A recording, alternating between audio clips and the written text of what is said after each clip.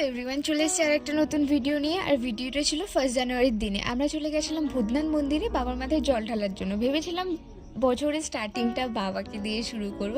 আর হ্যাঁ, সেটা হয়েছিল। আর সত্যি কথা বলতে এর আগে আমি অনেকবার গেছি ভূতনাথ মন্দিরের সামনে, বাট আমার ভাগ্যে হয়ে ওঠেনি বাবার দর্শন করা।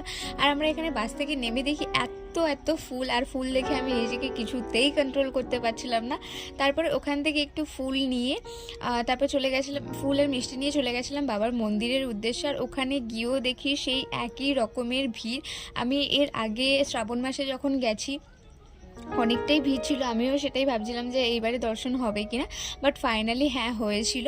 তারপর গঙ্গার সামনে গিয়ে একটু পা হাত পা ধুয়ে আসছিলাম, আর আমার হঠাৎ করে গপুর সাথে দেখা হয়ে গেছিলো। তারপর আমরা ভিড়ের মধ্যে লাইন দিয়ে মন্দিরের ভিতরে যাই।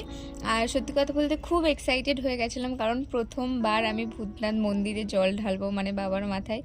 তো যাই হোক, অনেক কষ্টের পর প্রথমবার বাবার দর্শন পেলাম। আর সত্যি কথা বলতে আমি ওখানে গিয়ে না সত্যি বাবার মুখ খুঁজলাম যে অ্যাকচুয়ালি ঠাকুরটা কোথায় কোথায় জল দেব। তারপরে ফাইনালি আমাকে দিয়া বৌদি সবাই বলে যে আমাদের ঠাকুরের মাথায় জল ঢালতে পারবো না, আমাদেরকে এখানেই জল ঢালতে হবে। তারপর আর কি জল ঢেলে অনেক চেষ্টার পরে বাবার মুখটা দর্শন পেয়েছি, অ্যান্ড অনেক হ্যাপি হয়েছে। সত্যি কথা বলতে স্টার্টিংটা বাবাকে দিয়ে শুরু হয়েছিল, তারপর জল টল ঢেলে আমরা চলে গেছিলাম গঙ্গার ধারে। আর ওখানে গিয়ে একটু গঙ্গা পুজো করে নিয়েছিলাম। আর সত্যি কথা বলতে এর আগে আমি কখনো গঙ্গা পুজো করিনি, মানে এরকমভাবে জল ঢালিনি, এটা ফার্স্ট টাইম ছিল।